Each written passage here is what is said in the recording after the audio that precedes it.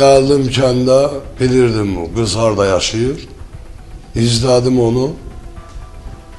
Yolda, onlar taksiyə oturub çıxdılar. Yolda maşını saxlatdım. Qızı mindirdim öz maşınıma. Apardım, yarım qohumun bir yarım tikinti binası var idi. Orada gizlətdim. Sonra da polislər gəldi. Qohumum Samirlə birlikdə əvvəlcədən planlaşdırdıq, oturduq bir yerdə planlaşdırdıq, qız qaçırlasıydıq Samirə.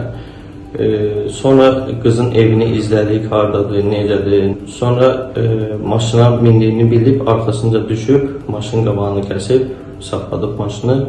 Samir düşdü, qızı götürdü, maşına zorla mindirdi. Mən də maşını sürüb apardım bunlara.